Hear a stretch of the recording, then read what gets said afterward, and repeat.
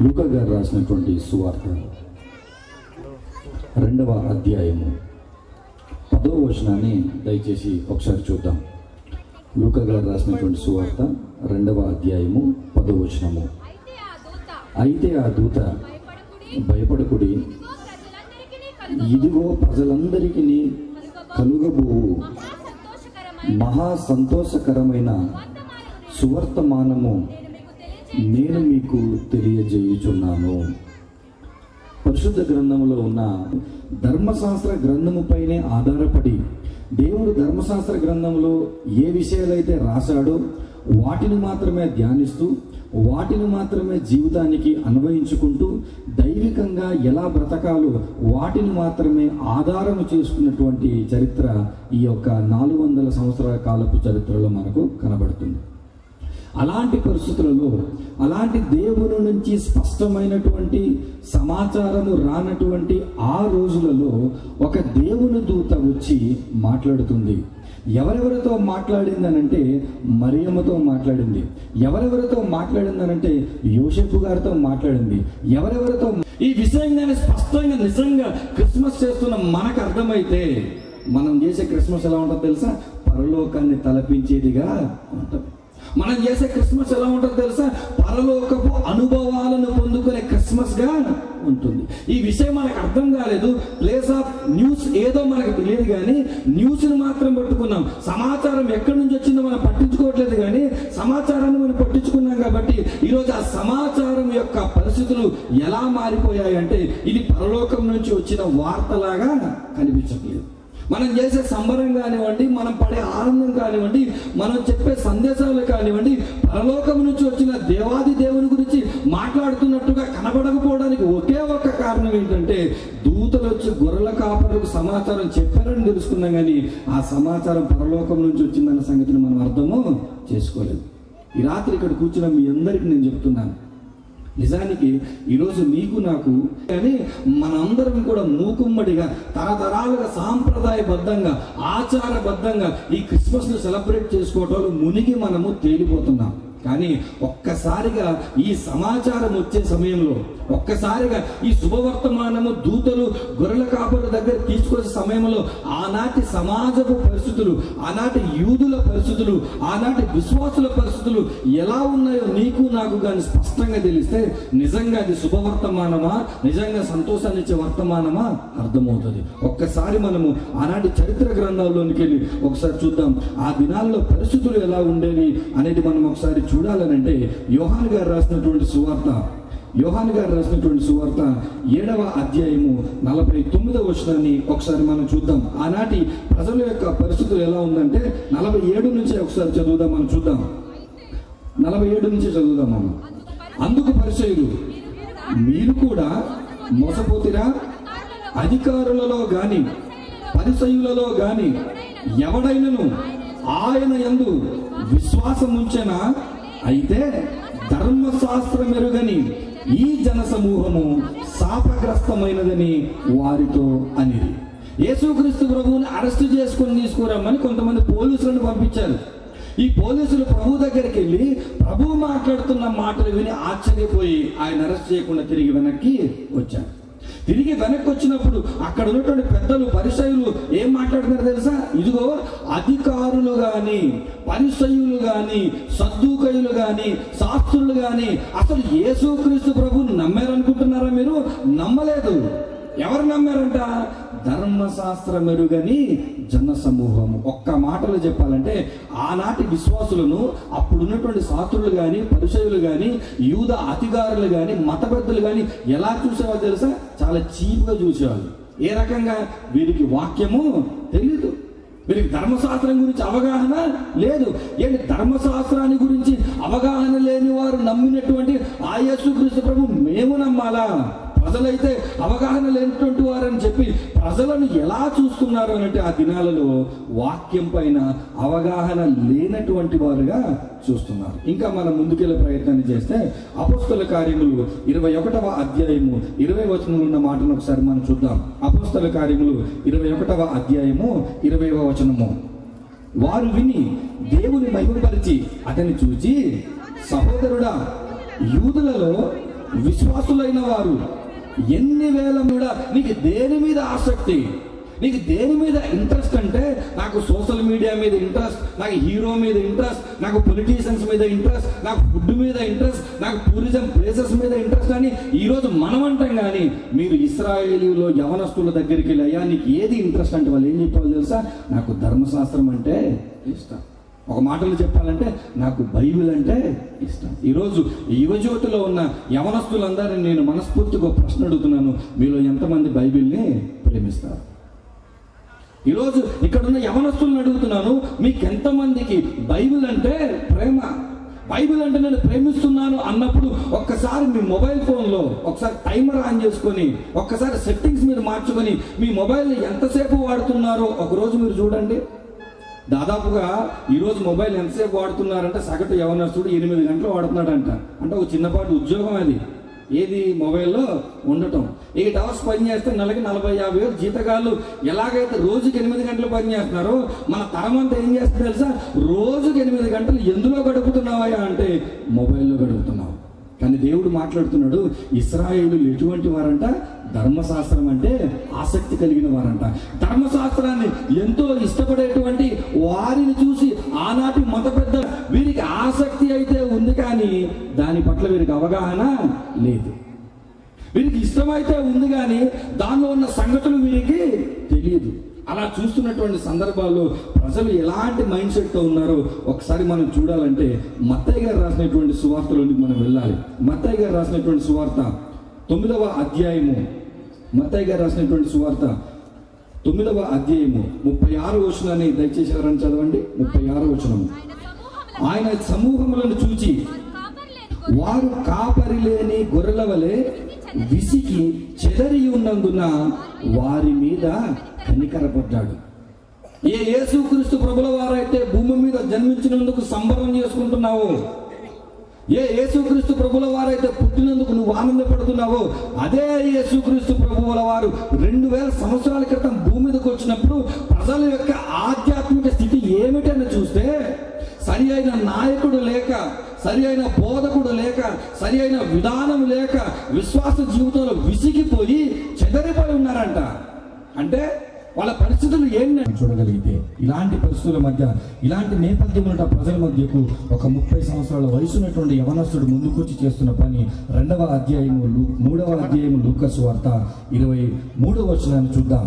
గలవాడు చెదిరిపోయినటువంటి ఇశ్రాయేలు జనాంగం మధ్య ధర్మశాస్త్రము వినడానికి కానీ, ధ్యానించడానికి కానీ, అర్థం చేసుకోవడానికి కానీ అవకాశం లేని వారి మధ్య, ఒకవైపు మత పెద్దలు మీకు అవగాహన లేదని తృణీకరిస్తున్న ప్రజల మధ్యకు ఒక ఆయన 30 సంవత్సరాల యవనస్తుడు వచ్చాడు. ఆయన చాలా మంది మనం ఏమనుకుంటామంటే ఫ్యాషన్ ఆఫ్ క్రైస్ట్ సినిమాలు చూసి కానీ, లేదా పాతకాలంలో కరుణామయుడు, దయామయుడు సినిమాలు చూసి కానీ, లేదంటే ఇప్పుడు లేటెస్ట్గా ట్రెండ్ అవుతున్న ది చోజన్ అలాంటి షార్ట్ ఫిలిమ్స్ చూసినప్పుడు కానీ మనం ఏమనుకుంటామంటే యేసుక్రీస్తు ప్రభుల వారంటే దాదాపు ఒక 40 సంవత్సరాల వ్యక్తి ఉన్నట్టుగా మనము ఊహించుకుంటాం.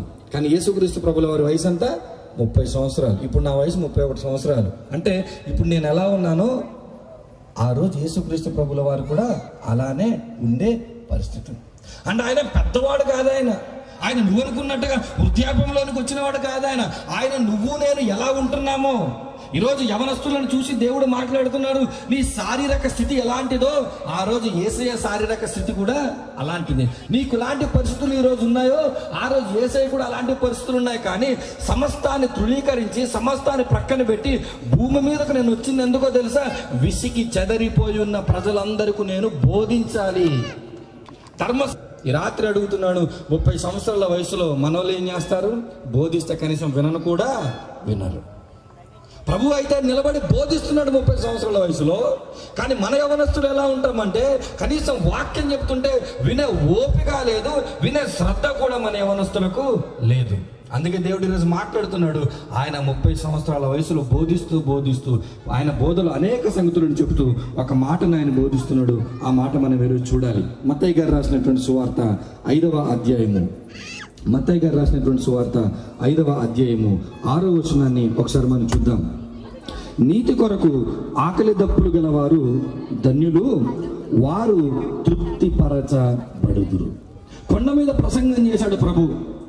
ఈరోజు క్రైస్తవులకు ఈ కొండ మీద ప్రసంగం ఎంత మేరకు అవగాహన ఉందో లేదో నాకు తెలియదు, కానీ సెక్యులర్ ప్రపంచం అంటే లౌకిక ప్రపంచంలో ఉన్న వారందరికీ తెలుసు ప్రభువు కొండ మీద చేసిన ప్రసంగం యొక్క సారాంశం అందరికీ తెలుసు. ప్రభు వచ్చి అంటున్నాడు, ఇదిగో చాలా మంది ఆకలితో ఉన్నారు, చాలా మంది దప్పికతో ఉన్నారు. దేని కొరకు ఉన్నారో తెలుసా? నీతి కొరకు లేదు. ఆయన అంటున్నాడు, నీతి కొరకు మీరు తప్పులతో ఉన్నారా, ఆకలితో ఉన్నారా, తృప్తిపరచబడతారు. ఎలా తృప్తిపరచబడతారు అని మనం చూస్తే రోమీయులకు రాసినటువంటి పత్రిక 3వ అధ్యాయము, రోమా పత్రిక 3వ అధ్యాయము 20 నుంచి 22 వచనాలలో ఉన్నటువంటి మాటను ఒకసారి మనం చూద్దాం. రోమీయులకు రాసినటువంటి పత్రిక 3వ అధ్యాయము. ఎలయనగా ధర్మశాస్త్ర సంబంధమైన క్రియల మూలముగా ఏ మనుషుడును ఆయన దృష్టికి నీతిమంతుడని తీర్చబడడు. ధర్మశాస్త్రము వలన పాపమనగా ఎట్టిదో తెలియబడుచున్నది. ఇట్లుండగా ధర్మశాస్త్రమునకు వేరుగా దేవుని నీతి బయలుపడుచున్నది.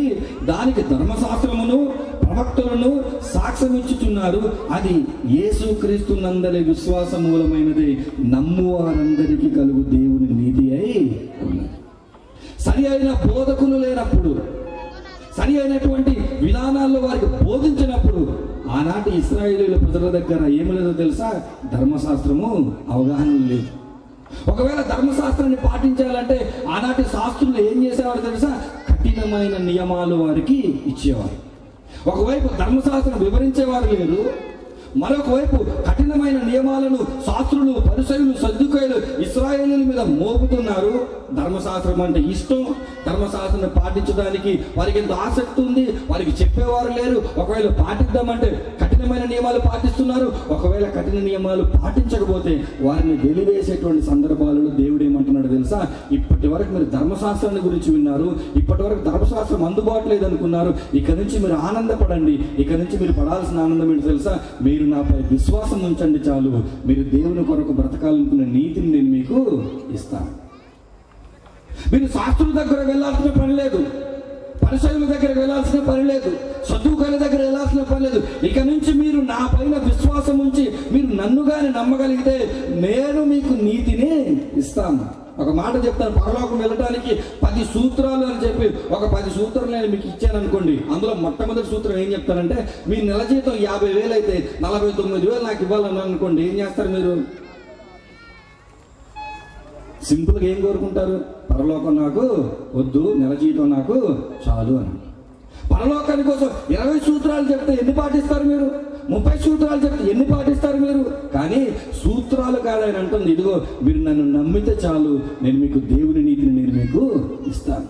మీరు నన్ను అనుసరిస్తే చాలు, నన్ను పాటిస్తే చాలు, నా కొరకు నిలబడితే చాలు, నా వల్ల మీరు జీవిస్తే చాలు అని చెప్పి అప్పటి వరకు నియమాల కింద, ఆచారాల క్రింద కృషించిపోయి నలిగిపోతున్న ఇశ్రాయేలీయులకి యేసుక్రీస్తు ప్రభుల వారి యొక్క జననం ఏమైందో తెలుసా? స్వాతంత్రాన్ని వాళ్ళకి ఇచ్చింది. వారి బ్రతుకులకు ఒక వెలుగునిచ్చింది, ఒక మార్గాన్ని చూపించింది. ఇక నుంచి ఇదిగో గతంలో ఉన్న ధర్మశాస్త్ర ప్రకారం కాదు, ఆ ధర్మశాస్త్రమే నా గురించి చెప్పబడింది. ఇప్పుడు నేను ఎలా చెబుతాను, నేను ఏం బోధిస్తాను, నా బోధనల ప్రకారం మీరు బ్రతికితే చాలు, మీకు నీతి దొరుకుతుందని చెప్పగానే వాళ్ళలో ఆనందం, ఎటువంటి ఆనందమో తెలుసా? అయ్యో, ఇన్ని రోజులు ధర్మశాస్త్రం లేదని బాధపడ్డాం, ఇన్ని రోజులు మాకు వివరించే వాళ్ళు లేరని బాధపడ్డాం, ఇన్ని రోజులు మేము పాటించలేకపోతున్నామని బాధపడ్డాం. కానీ ఈయన వచ్చినది నేను అంటున్నాడు, ఈయన్ని పాటిస్తే చాలంట, ఈయన అనుసరిస్తే చాలంట, ఇల్లు బ్రతికారు. ఈ రాత్రి నేను మీతో మాట్లాడుతున్న ఒక విషయం ఏంటంటే, శుభవార్తలో ఉన్న సంతోషం, సువార్తమానంలో ఉన్న సంతోషం ఎంతమందికి వాక్యానుసారంగా అర్థమైంది అని చెప్పి ఈరోజు క్రిస్మస్ వేడుకల్లో పాల్గొంటున్న వారిని అడిగితే ఒక్క మాటలో చెప్పాలంటే నిజానికి క్రిస్మస్ యొక్క గొప్పతనము, క్రిస్మస్ యొక్క నిజమైన అర్థం ఈరోజు మనకు అర్థము కాలేదు. క్రిస్మస్ యొక్క నిజమైన అర్థం కాలేదు కాబట్టి మనం ఏమనుకుంటాం తెలుసా? నేను ఏది చేస్తే అదే క్రిస్మస్, నేను ఎలా చేస్తే అదే క్రిస్మస్. ఒకడు వచ్చి ఇదిగో చెట్టు పెట్టాలంటే చెట్టు పెట్టాం, ఒకరు వచ్చి క్యాండిల్ పెట్టాలంటే క్యాండిల్ పెట్టాం, ఒకరు వచ్చి లైట్లు పెట్టాలంటే లైట్లు పెట్టాం, ఒక ఆయన వచ్చి కేక్ పెట్టాలంటే కేక్ పెట్టాం, ఒక ఆయన వచ్చి శాంటా క్లాస్ ఉండాలంటే తాతను తీసుకొచ్చాం. ఇలా ఏదైతే ఈరోజు ఆచార సంప్రదాయమైనవి అంటే వాక్యానుసారం కానివి, అంటే వాక్యంలో చెప్పబడినవి ఏదైతే క్రిస్మస్ వేడుకలలో ఉన్నాయో, ఇవన్నీ ఎక్కడి నుంచి వచ్చాయంటే ఎవరో ఒక మనిషి ఇలా పెడితే బాగుంటుంది అని చెప్పి దాన్ని ప్రవేశపెట్టిన తర్వాత ఇది బాగుంది కదా అని చెప్పి దాన్ని జాగ్రత్తగా మనము తీసుకెళ్తున్నాం. సరే, తప్పేం లేదు. కేకులు కట్ చేసినా, తాత వచ్చినా, లేకపోతే ముత్తాత వచ్చినా, ఎవరు వచ్చినా ఇబ్బంది లేదు. కానీ ఇవన్నీ ఉన్నప్పటికీ కూడా, ఇవన్నీ జరుగుతున్నప్పటికీ కూడా, ఇదిగో క్రిస్మస్ అంటే ఇదిగో భౌతిక సంబంధమైన ఆనందం కాదు. క్రిస్మస్ అంటే మొదటిగా ఆత్మీయ సంబంధమైన ఆనందం అని అర్థం చేసుకున్న తర్వాత ఇవన్నీ ఉన్నా పర్వాలేదు. ఆత్మ సంబంధమైన ఆనందం అని నీకు తెలియకుండా వీటన్నిటిని పెట్టుకొని మనం ఎన్ని చేసినా ఏం చేస్తామో తెలుసా? ఇదిగో క్రిస్మస్లో ఏముండాలి, మంచి భోజనం ఉండాలని ఈరోజు ఎలాంటి భోజనం వండించుకుంటాం మనం? ఎక్కడ కూడా తినలేని, వినలేని అద్భుతమైన, రుచికరమైన వంటలు మనము చేసుకుంటున్నామా లేదా?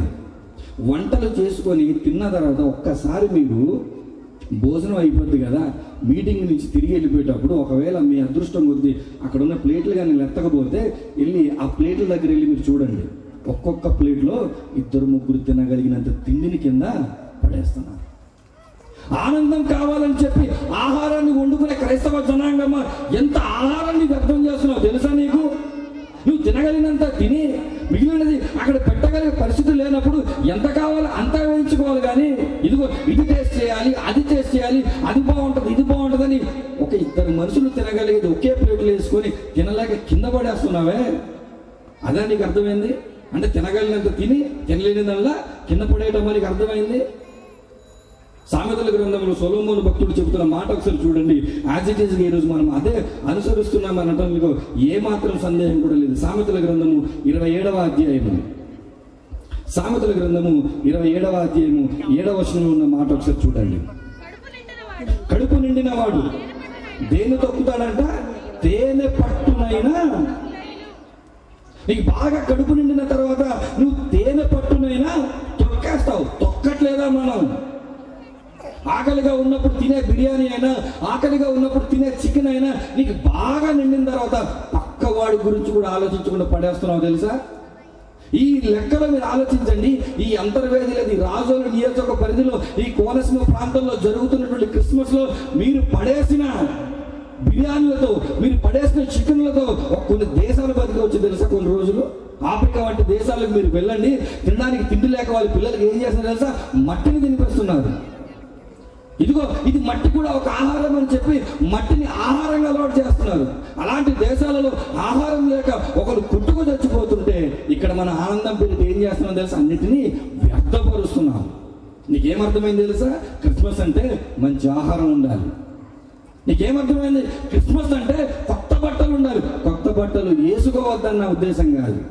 కొత్త బట్టలు నువ్వు వేసుకోవద్దన్న ఉద్దేశం. క్రిస్మస్ తాతను పరిమితం చేసాం. ఎక్కడికి పరిమితం చేసాం? స్టేజీల పైన పరిమితం చేసాం. కానీ అసలు క్రిస్మస్ తాత యొక్క కాన్సెప్ట్ ఏంటో తెలుసా? కనీసం సగటు క్రైస్తవుడు తన పక్కన ఎవరైనా క్రీస్తును తెలియని వారు ఉంటే వారికి ఏదైనా గిఫ్టులు ఇచ్చి ప్రభువుని గురించి వాళ్ళకి చెప్పాలన్న కాన్సెప్ట్ దాన్ని ప్రవేశపెడితే ఇంకా చాక్లెట్లు, బిస్కెట్లు పిల్లల మీద విసిరించుకునే స్టేజ్కి మనం ఇక్కడ క్రిస్మస్ తాతను చూసి నవ్వుకోవడానికో ఆనందించడానికి పెట్టలేదు. ఆయన క్రిస్మస్ తాత కూడా చేసింది ఏంటో తెలుసా? లేని వారికి వెళ్ళి ధన సహాయం చేశాడు. లేని వారికి వెళ్ళి ఎంతో ఆర్థిక సహాయము, ఎన్నో విధాలకు సహాయం చేశాడు. దానికి క్రిస్మస్ లో పెడితే కనీసం మానవులు పెట్టిన ఆచార సాంప్రదాయాలు కూడా పాటించలేనంత దుర్మార్గులు ఈరోజు మన క్రైస్తవ విశ్వాసులు మారిపోయాం. మీ హృదయాల మీద, మీ గుండెల మీద చేతులు చెప్పుకోండి. ఈ క్రిస్మస్ సీజన్ లో ఒక బట్ట జత లేని వాడికి మీరు ఎప్పుడైనా బట్టలు కొనిచ్చారా? ఒక పూట తిండి లేని వాడికి మీరు ఎప్పుడైనా మీ గృహాల్లోకి పెట్టి మీరు వారికి ఒక ఆహారాన్ని మీరు అందించారా? వారికి ఆహారం పెట్టరు, వారికి ఒక బట్టలు ఇవ్వరు. మీరైతే ఎలా అలంకరించుకుంటారంట? పేతురు గారు మాట్లాడుతున్న మాట ఒకసారి చూద్దాం. పేతురు గారు రాసినటువంటి మొదటి పత్రిక 3వ అధ్యాయము, పేతురు గారు రాసిన మొదటి పత్రిక 3వ అధ్యాయము 3వ వచనాన్ని ఒకసారి చూడండి. జడలు అల్లుకొనుటయు, బంగారు నగలు పెట్టుకొనుటయు, వస్త్రములు ధరించుకొనుటయను వెలుపటి అలంకారము మీకు అలంకారముగా ఉండక సాధువైనట్టు మృదువైనట్టునైన గుణమును అక్షయాలంకారము గల మీ హృదయపు అంతరంగ స్వభావము మీకు అలంకారముగా ఉండవలెను. అది దేవుని దృష్టికి ఎటువంటిదంట? మిగుల విలువ కలిగినది. ఎవరైనా ఆలోచిస్తున్నారా? ఇదిగో బాహ్యంగా అలంకరించుకునే ఈ అలంకారం కాదు ముఖ్యం. ఏది ముఖ్యమో తెలుసా? నా క్యారెక్టర్ ముఖ్యం, నా గుణం ముఖ్యం. దాన్ని కదా దేవుడు చూస్తున్నాడు. ప్రతి క్రిస్మస్ లో ఒక్కొక్క తీర్మానాన్ని తీసుకొని నీ జీవితాన్ని కట్టుకుంటే ఈరోజు నువ్వు ఏ స్థితిలో ఉంటావో తెలుసా? ఆత్మీయ జీవితంలో ఉన్నతమైన స్థితిలో నువ్వు ఉండేవాడవు, ఉండే వ్యక్తివి. కానీ ఏ క్రిస్మస్ కూడా నీ బ్రతుకుని మార్చిందా అంటే మార్చలేదు. ఏ క్రిస్మస్ అయినా మరొక క్రిస్మస్ నేను పాడు చేస్తుంది తప్ప. మధ్యకాలంలో క్రిస్మస్కి వెళ్ళిన తర్వాత ఆ క్రిస్మస్లో కేక్ కట్ చేసేటప్పుడు లేదా రక్షకుడు ఉదయించాడు అన్న పాట కట్ చేసేటప్పుడు ఎలాంటి లైట్లు వేసారు తెలుసా? డిస్కో లైట్లు అంటారు చూడండి. ఎలాంటి లైట్లు? ఇక్కడ క్లబ్బుల్లో, పబ్బుల్లో ఒకప్పుడు సినీ రికార్డింగ్ డ్యాన్స్ చేసే చోట అలాంటి లైట్లు ఉండేవి.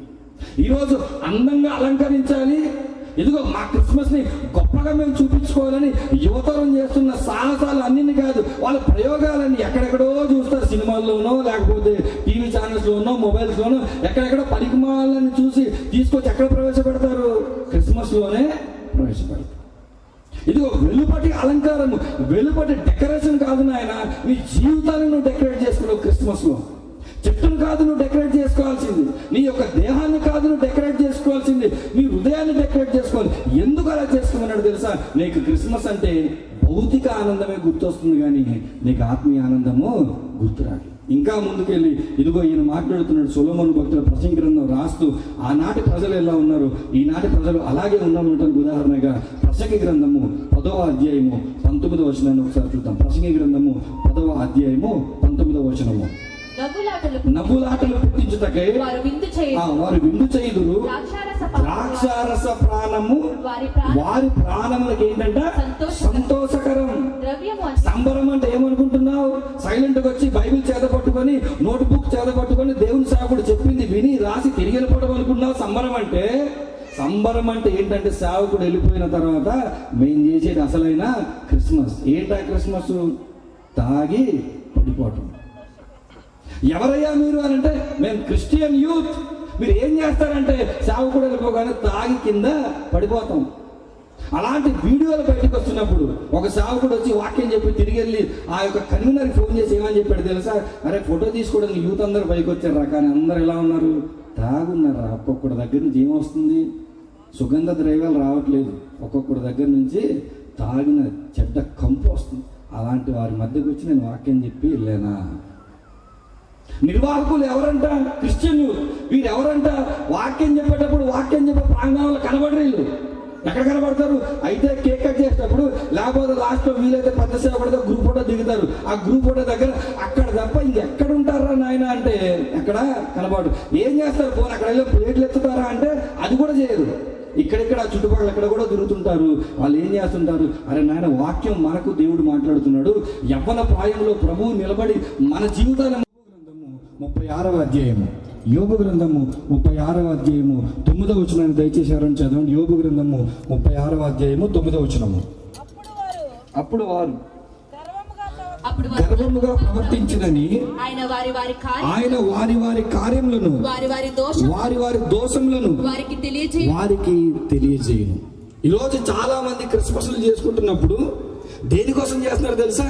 కంపారిజన్ కోసం చేస్తున్నారు. అంటే వాళ్ళ యూత్ అలా చేశారంటే మన యూత్ ఇలా చేయాలి, మనం ఇలా చేసామంటే వాళ్ళు అలా చేయాలి. వాళ్ళు తగలడ్డారు కాబట్టి మనం ఇలా తగలడాలి, మనం ఇలా తగలెడితే మరొకరు మరోలా తగలడతారు. ఇప్పుడు ఇదంతా దేనికో తెలుసా? గర్వం, చెప్పుకోవడానికి, చూపించుకోవడానికి, ప్రెస్టేజ్లు సోకే అందరితో దేవుడు మాట్లాడుతున్న మాట ఒక్కొక్క రోజు దేవుడు నిలబెట్టిన తర్వాత ఏ కారణం చేత మీరు క్రిస్మస్ చేశారు నాయన అంటే ఈ రోజు నిలబడి బహుశా ప్రభువు కోసం మేము చేసామని వచ్చామో, కానీ ప్రభువు ముందర ఉన్నప్పుడు ప్రభు అంటారా నా కోసం చేసావు నువ్వు క్రిస్మస్? కాదు ప్రభు, అలానా వాళ్ళు చేశారు కదా, మేము కూడా చేయాలని సంకల్పించుకుని మేము కూడా చేసాం ప్రభు అని.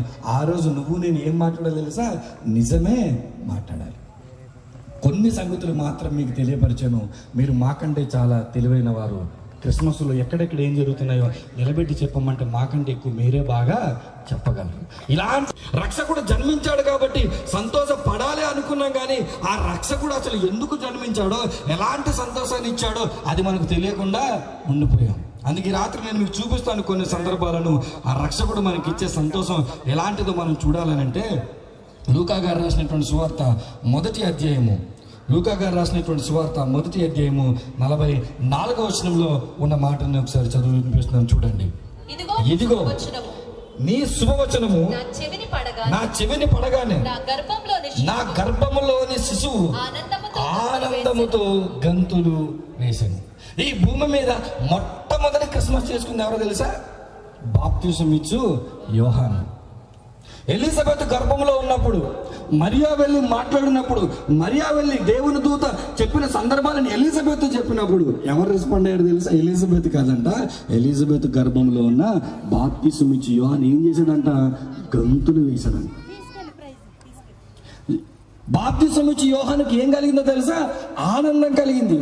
ఎటువంటి ఆనందమో తెలుసా? ఇదిగో భూమి మీదకి రక్షకుడు రాబోతున్నాడు.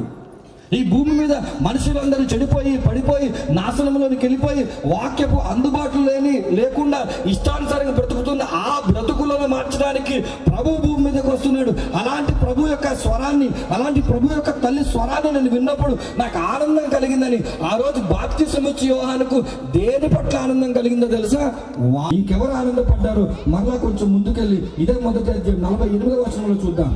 48వ నా ఆత్మ ఎవరో పెద్ద తల్లి ఒక్క ఆమెను తీసుకొచ్చింది, ఇంకో ఆమెను తీసుకొచ్చింది. యవనస్తులు ఎవరు కూడా మీరేం తెచ్చుకోవాలి తెలుసా? వాళ్ళని చూసి సిగ్గు తెచ్చుకోవాలి. వాక్యం వినేటప్పుడు నీకు ఆనందం కలగాలి అని అంటే, వాక్యం వినేటప్పుడు నీకు అర్థం కావాలంటే నీకు బేసిక్ ఫౌండేషన్ ఏంటో తెలుసా? నీ దగ్గర ఒక బైబిల్ ఉండాలి. దేవుని సేవకుడు నేర్పిస్తూ అద్భుతమైన ఒక మాట ఏంటంటే, క్రిస్మస్లో ఆనందం ఎక్కడ ఎదకండి ఆహారంలోను, వస్త్రాలలోను, డెకరేషన్లోను, లైటింగ్లలోను, కేకులలోను, క్యాండిల్స్లోనూ కాదు. క్రిస్మస్లో మీరు వెతకాల్సిన ఆనందం ఎక్కడంటే, పట్టణం నుంచి ఐగుప్తు దేశంలోకి వెళ్ళాలంటే 600 కిలోమీటర్ల దూర ప్రయాణము చేయాలి. నేను ఇందాక చూశాను, ఇక్కడ నుంచి హైదరాబాద్ ఎంత దూరం అని కొట్టాను. ఎన్ని కిలోమీటర్ వచ్చింది తెలుసా? సుమారుగా 400 కిలోమీటర్లు వచ్చింది. అంటే ఇప్పుడు యోసేపు, మరియా, పసిబాలుడు అనేటువంటి శిశువును పట్టుకొని వీరు ఎన్ని కిలోమీటర్లు ప్రయాణించాలి? 600 కిలోమీటర్లు. ఎలా ప్రయాణించాలి? ఏసీ బస్సులోను, ట్రైన్లోను, హెలికాప్టర్లోను, ఫ్లైట్లోనూ కాదు. ఎలా ప్రయాణించాలి? అయితే నడకదారిని వెళ్ళాలి, లేకపోతే వాళ్ళు గుర్రాలైనా ఉపయోగించాలి, లేకపోతే వాళ్ళు గాడిదలైనా ఉపయోగించాలి. 600 కిలోమీటర్లు పసిబాలుని పెట్టుకుని ప్రయాణం చేయాలంటే, అప్పుడే గర్భిణీ స్త్రీగా ఉండి, అప్పుడే ఆ యొక్క గర్భధారణ అయిపోయిన, అప్పుడే తన డెలివరీ అయిన తర్వాత ఆ స్త్రీ యొక్క శరీరం ఎలా ఉంటుందో ఒకసారి మీరు ఆలోచించండి. స్త్రీలే కనబడుతున్నారు, పురుషులు కనబడట్లేదు. అక్కడక్కడ ఏదో డాట్స్ లా కనబడుతున్నారు పురుషులు. ఇది స్త్రీల క్రిస్మస్ అని పెట్టినా మేలే. మరియమ్మ గారి పరిస్థితి చూడండి. డెలివరీ అయిన ఆ 9 దినాలలో పసిబాలుని పెట్టుకొని 600 కిలోమీటర్లు వెళ్ళాలి. నేను అడుగుతున్నాను, ఎవరైనా క్రిస్మస్ లో నువ్వేంటి శ్రమల గురించి మాట్లాడుతున్నావు అంటే, ఇప్పుడే డెలివరీ అయిన ఒక స్త్రీని మల్కీపురం నుంచి నడిపించుకొని తీసుకొస్తారా ఇక్కడికి? పోనీ ఒక నరకడుకు నడిపించుకొని తీసుకొస్తారా? వాళ్ళకి స్పెషల్ వెహికల్ పెట్టి మనం తీసుకొస్తున్నామా లేదా? కానీ యేసయ్యను డెలివరీ అయిపోయిన తర్వాత యేసయ్యను పసిబాలుని పట్టుకొని మరియా ఎన్ని శ్రమలు పడాలి మీరు ఆలోచించండి. యోసేపు ఎన్ని శ్రమలు పడాలి? ఆ దారి పడుతున్న లైటింగ్ ఉంటుంది అనుకుంటున్నారా? రహదారులు ఏమైనా నేషనల్ హైవేస్ ఉంటాయనుకుంటున్నారా? ఆ రోజు నడిచే రహదారులు ఎంత కఠినమైనవిగా ఉండేవి. ఆ రోజు దారి పడున్న దొంగలు కాచుకునే ఉండేవారు. ఎన్ని శ్రమలు, ఎన్ని ఇబ్బందుల మధ్య పసిబాలుని పట్టుకొని తన ప్రాణాన్ని కాపాడడానికి మరియమ్మ పడిన ప్రయాస ఈరోజు మనకు అర్థమైతే మనం ఎలా ఉంటామో తెలుసా? యేసయ్య నిజంగా నా కొరకు ఆ తల్లిదండ్రులు కానీ నువ్వు కానీ ఎంత కష్టపడ్డావు ప్రభు అని చెప్పి ఆనందంతో పాటు ఏమొస్తుంది తెలుసా? నీకు కన్నీరు వస్తుంది. దాన్ని కలగలిగితే ఆనంద బాష్పాలు అని అంటాం. ఈరోజు క్రైస్తవులకి రావాల్సిన ఆనందాలు కాదు, ఆనంద బాష్పాలు రావాలి. యేసయ్య పడిన కష్టం కానీ, యోహాను గారు పడిన కష్టం కానీ, యోసేపు గారు పడిన కష్టం కానీ, మరియమ్మ గారు పడిన కష్టం కానీ, వారు పడిన బాధ ఎందుకు తెలుసా? నీ బ్రతుకులు మార్చడానికి, నీ ఆలోచనలు మార్చడానికి, నీ ఉద్దేశాలు మార్చడానికి, నీ జీవితాన్ని మార్చడానికి. వారన్ని కష్టాలు పడి తాగుతావా నువ్వు ఇక్కడ? వారన్ని కష్టాలు పడితే తిరుగుతావా నువ్వు ఇక్కడ? అన్ని కష్టాలు పడితే కొంచెమైన ఆలోచన లేదా నీకు?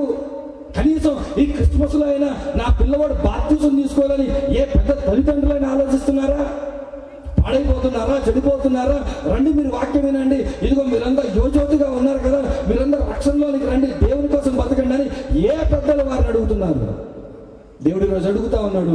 ఇదిగో ప్రభువుని అంగీకరించడంలో, ప్రభువుని అనుసరించడంలో ఆనందమే కాదు, శ్రమలు వస్తాయంట. ఎలాంటి శ్రమలు వచ్చాయో కొన్ని సంగతులు నేను మీకు చూపిస్తాను. కొరింథీయులకు రాసినటువంటి 2వ పత్రిక 8వ అధ్యాయము, కొరింథీయులకు రాసినటువంటి 2వ పత్రిక 8వ అధ్యాయము 1వ వచనంలో ఉన్న మాటను ఒకసారి చూడండి. సహోదరులారా, మాసిదోనియా సంఘములకు అనుగ్రహింపబడి ఉన్న దేవుని కృపను గురించి మీకు తెలియజేయుచున్నాను. ఎలాగనగా వారు బహు శ్రమల వలన పరీక్షింపబడగా అత్యధికముగా సంతోషించింది. ఈరోజు సంఘం అంటే మనకి ఏ ఇబ్బంది లేదు. ఆ రోజు ఒక సంఘాన్ని స్థాపించాలంటే అవసరమైతే ఏం పోతాయి తెలుసా? ప్రాణాలు పోతాయి. ఆ రోజు ఒక సంఘాన్ని స్థాపించాలంటే అవసరమైతే గృహాలు పోతాయి, అవసరమైతే భూములు పోతాయి, అవసరమైతే పిల్లలు పోతారు, అవసరమైతే ఇదిగో సమస్తాన్ని కోల్పోవలసినటువంటి పరిస్థితి ఎవరికి ఉందో తెలుసా? మాసిదోనియా సంఘస్థుల వారికి ఉంది. ఎందుకో తెలుసా? ప్రభువుని రక్షకుడిగా వారి జీవితాల్లో వారు అంగీకరించారు. ఎప్పుడైతే అంగీకరించారో వారి యొక్క జీవితాలలో అనేక శ్రమలు వచ్చాయంట. అనేక శ్రమలు వచ్చినప్పుడు, అనేక పరీక్షలు వచ్చినప్పుడు వారు ఏమయ్యారో తెలుసా? అత్యధికముగా సంతోషించారు. అయితే ఎంత ఆశ్చర్యం అంటే ఈ మాసిదోనియా సంఘాలు వారి కష్టాల్లో ఉండి, వారి ఇబ్బందుల్లో ఉండి వారు చేస్తున్న పనేంటో ఒకసారి మనం చూస్తే, వారు నిరుపేదలైనను వారి దాతృత్వము బహుగా విస్తరించారు. ఎవరు వీళ్ళు? మాసిదోనియా సంఘస్థులు ఎవరంట? పేదలు కాదు. ఎవరు వాళ్ళు? నిరుపేదలు. అంటే నిరుపేదలు అనే మాట ఉపయోగించబడిందంటే నిలువరమైన నీడ కూడా వారికి లేదు, కట్టుకోవడానికి బట్ట కూడా వారికి లేదు, తినడానికి సరైన తిండి కూడా లేదు. అలాంటి వారు ఏం చేశారంట? దాతృత్వం. అంటే ఎవరైతే యెరూషలేము ప్రాంతాలలో ఎవరైతే ప్రభువుని అంగీకరించి పేదలుగా ఉన్నారో వాళ్ళందరికీ అనేకమైనటువంటి సహకారాలు అందించేటువంటి సంఘాలుగా మాసిదోనియా సంఘాలు ఉన్నాయి. ఈ రాత్రి అడుగుతున్న యువజ్యోతి క్రిస్మస్ చేస్తున్నారు కదా యూత్ అందరూ, ఎప్పుడైనా మీరు అందరు కలిసి లేని వాళ్ళకి ఏమైనా ఏర్పాటు చేశారా? ఎప్పుడైనా మీరు అందరు కలిసి లేని వారికైనా ఏమైనా ఏర్పాటు చేస్తున్నారా? ఒకవేళ చేస్తుంటే ఇంకో మాట చెప్తాను, నిజంగా మేము చేస్తున్నామన్నా అంటే క్రిస్మస్ ఖర్చు తగ్గించి వాళ్ళకే మీరు ఎక్కువ ఇవ్వండి, తప్పేమీ లేదు. ఇక్కడ ఉన్న వాళ్ళందరూ మనోళ్ళే. ఎప్పుడు వాళ్ళు బిర్యానీ వండుకునే తింటారు. దీనికంటే మంచి బిర్యానీ వండుకోగలుగుతారు, దీనికంటే మంచి లైటింగ్ల వారు కూర్చోగలుగుతారు, దీనికంటే మంచి వాతావరణం వాళ్ళు ఉంచగలుగుతారు. ఇలాంటి వాతావరణానికి ఇలా చేద్దాం అలా చేద్దాం అనే దానికంటే మాసిదోనియా సంఘాలు ఎగ్జాంపుల్గా తీసుకోండి. వారు పేదలు, వారు నిరుపేదలు. పేదలైన వారిని వారు ఏం చేస్తున్నారు? పట్టించుకున్నారు. ఇందాక ఇక్కడ డాక్టర్ గారు ఉన్నారు కదా, మరి భద్రాచలం అంటే మరి ఖమ్మం దగ్గర భద్రాచలం ఒకవేళ అయి ఉంటే మీరు ఆయన దగ్గరికి వెళ్ళడగండి. భద్రాచలం అడవులలో ఉండేటువంటి ట్రైబల్స్, అక్కడ ఉండే గిరిజనుల యొక్క కల్చర్ మీరు అడగండి. వారు తినే తిండి ఏంటి, వారి బట్ట ఏంటి, వాళ్ళ బతుకులు ఏంటి, వాళ్ళకున్న గృహాలు ఏంటి, వాళ్ళు ఎలాంటి క్రిస్మస్లు చేస్తున్నారు, వాళ్ళ సంఘాలలో పరిస్థితులు ఏంటి వారిని అడగండి. సాధ్యమైతే అలాంటి లేని ప్రాంతాలకు మీరు వెళ్ళండి. నిరుపేదలైన వారికి మీరు సహాయం చేయండి. ఎవరు ఆనందపడతారో తెలుసా? ఇదిగో జన్మించిన రక్షకుడు, ఇదిగో నా మూలాన లేని వారికి యువజ్యోతి వారు సహాయం చేస్తున్నారని దేవుడు అలా ఆనందిస్తాడు. యాకోబు రాసిన పత్రిక, యాకోబు గారు రాసిన పత్రిక 2వ అధ్యాయం 15వ వచనం ఒకసారి మనం చూడగలిగితే, 2వ అధ్యాయం 15వ వచనం, సహోదరుడైనను సహోదరి అయినను దిగంబరులై ఆనాటికి భోజనము లేక ఉన్నప్పుడు మీలో ఎవడైనను శరీరమునకు కావలసిన వాటిని ఇయ్యక సమాధానముగా వెళ్ళిడి చలి కాచుకునుడి తృప్తి పొందుడని చెప్పిన యెడల ఏమి ప్రయోజనము? ఇదే మాటను లిటరల్ గా మన కాంటెక్స్ట్ లో మాడాలంటే, కట్టుకోవడానికి బట్ట లేని వాడి దగ్గర, తినడానికి తిండి లేని వాడి దగ్గరికి వెళ్ళి నువ్వు వెళ్ళి happy Christmas, happy Christmas, merry Christmas అంటే వాడికి ఆనందం వస్తుందా? వాడికి కావాల్సింది ఏంటి? ఒక పూట భోజనం. వాడికి కావాల్సింది ఏంటి? నీ దగ్గర కొన్ని 10 లేకపోతే 100 జతల బట్టలు ఉంటాయి, కానీ బాప్తిసం ఇచ్చి యోహాను దగ్గర కొంతమంది ప్రజలు వచ్చి అడిగారు, అయ్యా మమ్మల్ని ఏం చేయమంటావు అంటే ఆయన ఏమన్నాడు? 2 అంగీలు కలిగిన వాడు 1 అంగిని లేనివాడికి ఇవ్వాలి. ఈరోజు మనం ఎన్ని బట్టలు కలిగి ఉన్నాం? కనీసం దాదాపు ఒక్కొక్కరికి 2-3 కిలోలు పడతాయి మన దగ్గర ఉన్న బట్టలు లెక్కెడితే. మన దగ్గర ఎన్నెన్ని జతల బట్టలు ఉన్నాయి, ఎంతెంత ఆహారం ఉంది. ఈరోజు మనం నేర్చుకోవాల్సింది, తెలుసుకోవాల్సింది ఏంటో తెలుసా? క్రిస్మస్ అంటే నువ్వు వండుకొని నువ్వు తిని నువ్వు ఆనందపడడం కాదు. శ్రమల్లో ఉన్నవారు ఉన్నారు, ఇబ్బందుల్లో ఉన్నవారు ఉన్నారు, ఇరుకుల్లో ఉన్నవారు ఉన్నారు. ఈరోజు యువతరం మనం వేసే బట్టల విలువ కూడా ఒక కుటుంబం యొక్క సంపాదన కాదు. ఒక 10,000 రూపాయలు పెట్టి మనం జత బట్టలు కొంటే ఒక కుటుంబము 10,000 రూపాయలు సంపాదించడానికి 30 రోజులు కష్టపడుతున్నారు. అలాంటి వారు ఎవరో కాదు, క్రైస్తవులలోనే ఉన్నారు. అలాంటి క్రైస్తవ కుటుంబాలను కూడా ప్రేమించలేనప్పుడు దేవుడు బాధపడతాడు మనల్ని చూసి. అందుకే క్రిస్మస్ అంటే ఈరోజు దేవుడు ఏం చెప్తాడో తెలుసా? శ్రమల్లో ఉన్న వారికి మనము సహాయం చేయడమే అద్భుతమైనటువంటి క్రిస్మస్. అది మెగా క్రిస్మస్, అది గ్రాండ్ క్రిస్మస్. ఫ్లెక్సీ కొట్టి వెనకాల గ్రాండ్ క్రిస్మస్ అని పెడితే అవదు క్రిస్మస్. లైవ్లు పెట్టుకొని యూట్యూబ్లో లింకులు షేర్ చేసుకొని చాలా బాగా జరిగింది సిస్టర్ బ్రదర్ అనుకుంటే అది గ్రాండ్ క్రిస్మస్ అవ్వదు. కష్టాల్లో ఉన్న వారిని మనం ఆదుకున్నప్పుడు, సహాయం చేసినప్పుడు వాళ్ళ కళ్ళల్లో వస్తుంది చూడ ఆనందం. అమ్మ మీరు ఎందుకు మాకు ఇస్తున్నారు ఇలాంటివి అంటే, ఇదిగో కొన్ని వేల సంవత్సరాల క్రితం మా ప్రభు మా కొరకు పుట్టాడు. నేను మంచి వ్యక్తిని కాదు, నేను ఇతరులకు సహాయం చేసే మనస్తత్వం కాదు, కానీ ప్రభు నా హృదయాన్ని మార్చిన తర్వాత ప్రభు నాకు నేర్పించినటువంటి విధానం ఏంటో తెలుసా? లేని వారికి సహాయం చేయమన్నాడు, అందుకు నేను వచ్చి సహాయం చేస్తున్నాను అనేటువంటి మనసుతో మనం సహాయం చేయగలిగితే అది కదా సువార్తమానములో ఉన్నటువంటి నిజమైన సంతోషం. మరో మాటను చూపించి నేను ముగింపులో తీసుకెళ్తాను. లూకాసు వార్త 10వ అధ్యాయం, లూకాసు వార్త 10వ అధ్యాయం 17 వచనము 20 వచనాలు దయచేసి ఎవరైనా చదవండి. లూకాసు వార్త 10వ అధ్యాయము 17 నుంచి 20 వచనాల వరకు. ఆ 70 మంది శిష్యులు సంతోషముతో తిరిగి వచ్చి ప్రభువా, దయ్యములు కూడా నీ నామం వల్ల మాకు లోబడుచున్నామని చెప్పగా ఆయన సాతాను మెరుపు వలె ఆకాశం నుండి పడుచు చూచితిని, ఇదిగో పాములను తేళ్లను త్రొక్కుటకును శత్రు బలమంతటి మీదను మీకు అధికారము అనుగ్రహించి ఉన్నాను, ఏదియు మీకు ఎంత మాత్రమును హాని చేయదు, అయినను దయ్యములు మీకు లోబడుచున్నవని సంతోషింపక మీ పేరులు పరలోకమందు రాయబడి ఉన్నవని సంతోషించుడని వారితో చెప్పారు.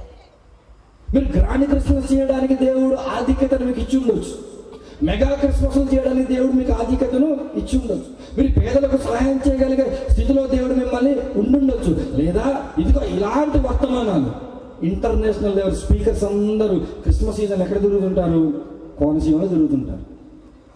వీళ్ళెవరు? అంతర్జాతీయ ప్రసంగికులు. ఒకప్పుడు అంటే నేను ఈ ప్రాంతాలకు రానప్పుడు ఎవరైతే పెద్ద పెద్ద స్పీకర్లను చూసానో ఒకప్పుడు యూట్యూబ్లో చూసి ఎప్పుడైనా ఇలాంటి వాళ్ళని కలుస్తానా అనుకునేవాడిని నేను. ఈ ప్రాంతాలకు వచ్చిన తర్వాత వాళ్ళతో పాటు పరిచయం కూడా ఏర్పడేంత అవకాశం వచ్చింది. ఇలాంటి ప్రాంతాలలో దేవుని వర్తమానాలు, దేవుని ప్రసంగికులు ఇంత అందుబాటులో ఉన్న మీకు ఏం చెప్తున్నాడంటే దేవుడు, వీటన్నిటిని బట్టి మీరు అతిశయించగా, వీటన్నిటిని బట్టి మీరు సంతోషింపక దయ్యాలు మాకు లోబడుతున్నాయంటే దానికి కూడా మీరు కన్సిడర్ చేయకండి. మీరు కన్సిడర్ చేయాల్సింది ఏంటో తెలుసా? మీ పేర్లు ఎక్కడ రాయబడాలి? వందన సమర్పణ చేసే లిస్టులో కాదు. లాస్ట్లో వందన సమర్పణ చేయడానికి లిస్ట్ వస్తుంది.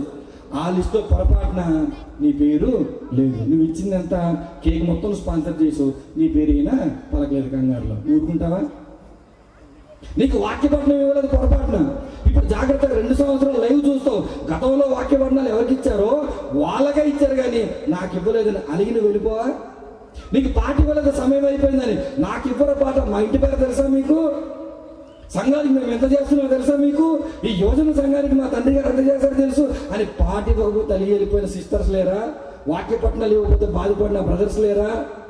పేరు చెప్పకపోతే ఏడుస్తున్న వారు లేరా? ఈ రాత్రి మీద మాట్లాడుతున్నాను, స్టేజ్ మీద పర్ఫార్మెన్స్ల కోసం మీరు అస్సలు కక్కుర్తి పడకండి యవనస్తులతో నేను చెప్తున్నాను. స్టేజ్ మీద ఏదో మన పేర్లు కనబడాలని, స్టేజ్ మీద మన మీద కనబడాలని అతిశయపడితే దీనికంటే పెద్ద పాపం ఏమి కూడా లేదు.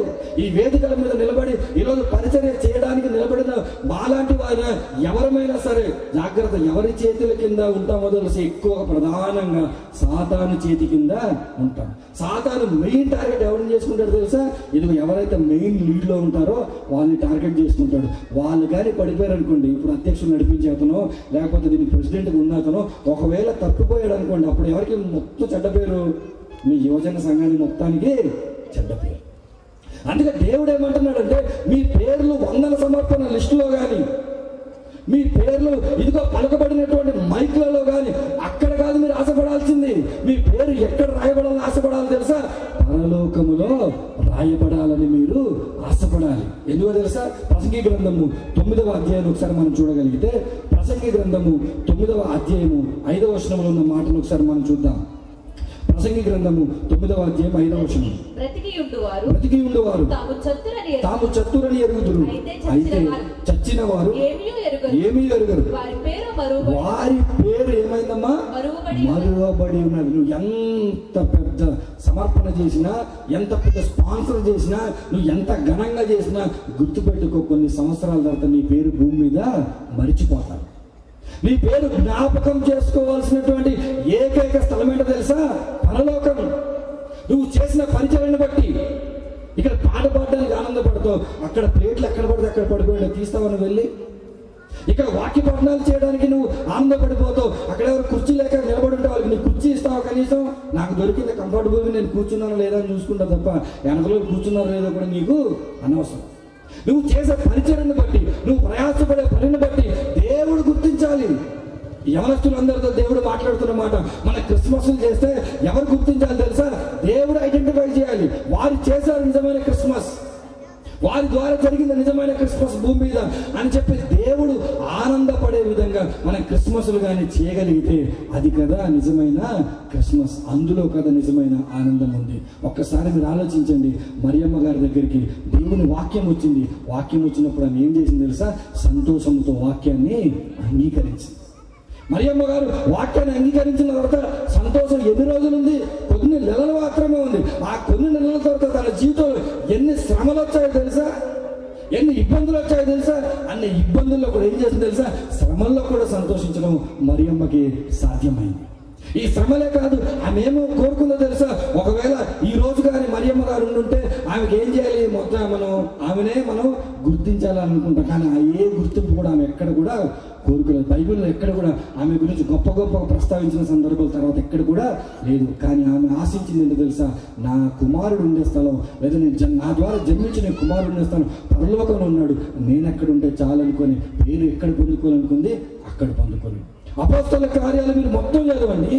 ఆ రోజుల్లో ఉన్నటువంటి శిష్యులు కానివ్వండి, ఆ రోజుల్లో ఉన్నటువంటి విశ్వాసులు కానివ్వండి, దేని కొరకు వాళ్ళు ప్రాకులాడలేదు తెలుసా? వాళ్ళ సొంత ఆనందాల కోసం వాళ్ళు ప్రాకులాడలేదు. వారు కేవలం వాక్యానికి లోబడి వాక్యం కొరకు ఎంత కష్టమైన పడాలి. ఎందుకో తెలుసా? ఈ ప్రపంచానికి రక్షకుడు కూర్చున్నటువంటి సువార్త వెళ్ళాలి. ఒక్క మాట ఇశ్రాయేలీయులు కానీ ఈనాటి క్రైస్తవులలా ఉండి ఉంటే రక్షణ సువార్త ఈరోజు ఇక్కడికి వచ్చేదనుకుంటున్నారా? ఆ రోజు వారు కుటుంబాలను కోల్పోయారు, భూములను కోల్పోయారు, ఆస్తులు కోల్పోయారు, డిగ్నిటీని కోల్పోయారు, అంతస్తులు కోల్పోయారు. ఏది కోల్పోతున్నా సరే, ప్రాణాలు కోల్పోతున్నా సరే, భర్తలు కోల్పోతున్నా, భార్యలు కోల్పోతున్నా, పిల్లల్ని కోల్పోతున్నా, ఏది కోల్పోతున్నా వాళ్ళకున్న ఏకైక ధ్యేయం ఏంటో తెలుసా? రక్షకుడు మన దగ్గరకు వచ్చాడు, మనల్ని రక్షించాడు. ఇదే రక్షకుడు సర్వ ప్రపంచానికి వెళ్ళాలని చెప్పి సర్వ ప్రపంచానికి సృష్టికి సువార్తను ప్రకటించడానికి వారు ఎన్నెన్ని త్యాగం చేశారో తెలుసా? ఆ యొక్క మొదటి శతాబ్దపు క్రైస్తవ విశ్వాసులను చూసి మనం నేర్చుకోవాల్సింది ఏంటో తెలుసా? ఏమైనా నువ్వు క్రిస్మస్ సీజన్లో దేవుని కొరకు నువ్వు త్యాగము చేశావా? ఏమైనా నువ్వు కష్టపడ్డావా? ఒక పూటి కొరకు ఎంత కక్కుతు పడుతున్నావే? ఒక రోజు నువ్వు భోజనం మాని ఆ భోజనం వేరే వాళ్ళకి పెట్టిన పరిస్థితి నీకుందా? ఒకవేళ అలా ఉండబోదు దేవుడు అడుగుతున్నాడు, మొదటి శతాబ్దపు క్రైస్తవ విశ్వాసులతో పోల్చుకుంటే మన బ్రతుకులు ఎంత? మనం ఏం చేసాం మన దేవుని కోసం? మనం ఏం చేస్తున్నాం మన దేవుని కోసం? దేవుని కొరకు నిలబడాలి, దేవుని కొరకు పనిచేయాలి, దేవుని చిత్తాన్ని నెరవేర్చాలి. ఇదిగో కష్టాలు ఎన్నొచ్చినా, నష్టాలు ఎన్నొచ్చినా, ఇబ్బందులు వచ్చినా, ఇదిగో భౌతిక సంబంధమైన ఆనందాలు మనం కోల్పోతున్నా మనందరికీ ఉండాలి. ఏంటో తెలుసా? ఈ భౌతిక సంబంధమైన ఆనందం తాత్కాలికమే. నాకు కావాల్సింది ఆత్మీయ సంబంధమైన ఆనందం. ఆనందం నాకు ఎక్కడ దొరుకుతుందంటే వాక్యంలో దొరుకుతుంది. ఆ వాక్యంలోనికి నీ ఆనందం దొరికిన తర్వాత మనం ఎన్ని చేసినా తప్పు లేదు, పొరపాటు లేదు. కానీ వాక్యంలో ఆనందాన్ని వెతకకుండా మనం ఎక్కడెక్కడో ఆనందాన్ని వెతుక్కుంటే రాబోయే రోజుల్లో క్రిస్మస్ గురించి చెప్పడానికి ఎవరుంటారో తెలుసా? క్రిస్మస్ సందేశకులు ఉండరు. ఇక కార్యక్రమాల్లో నడిపించి దీన్ని అవుట్ చేసేస్తారు. ఆల్రెడీ పెళ్లిళ్ళు, క్రైస్తవ వివాహాల్లో జరుగుతున్నాయి. 10 నిమిషాలు చెప్పడం ప్రకారం 10 నిమిషాలు ముగించడం ప్రకారం అంటున్నారు. క్రిస్మస్లో కూడా రేపు అదే పరిస్థితి. ఎప్పుడంటే వాక్యంలోనే నిజమైన ఆనందం ఉందని తెలియనప్పుడు. రాబోయే రోజుల్లో ఉన్నతమైన క్రిస్మస్, దేవుడు కోరుకునే క్రిస్మస్ ఈ యొక్క యూత్ అందరూ చేయాలని మనస్ఫూర్తి కోరుకుంటూ తలలో వంచండి, ప్రార్థన చేసుకుని ముగించుకుందాం. పరిశుద్ధుడా, ప్రేమ నమ్ముకుంటున్న తండ్రి ప్రభు, ఈ రాత్రి నాతో నీ బిడ్డలతో వీళ్ళు మాట్లాడారు తండ్రి. నిజమైన ఆనందం క్రిస్మస్లో ప్రభు ఎక్కడుందో తెలియపరిచిన విధానాన్ని బట్టి నీకు వందనాలు. విన్న ఈ మాటల ప్రభావ ఎవరు కూడా ప్రభావ మర్చిపోకుండా దేవా, రాబోయే రోజుల్లో అద్భుతమైన క్రిస్మస్లు తండ్రి, నీకు మహిమకరమైన క్రిస్మస్లు ఇంకా ఘనంగా చేసే బిడ్డలుగా, ఇంకా అనేక మందిని రక్షణలోనికి తీసుకొచ్చే బిడ్డలు వీరిని మార్చమని ప్రార్థిస్తున్నాను. ఎవరైతే ప్రభావ రక్షణలోనికి లేరో వారిని జ్ఞాపకం చేసుకోండి, వారికి ఆనందం దయచేయమని ప్రార్థిస్తాను. మా ప్రభుని ప్రేరక్షకుడు యేసుక్రీస్తు నామమున పేరిట ప్రార్థన అడుగుచున్నాను పరమ తండ్రి, ఆమేన్. అందరికీ వందనాలు.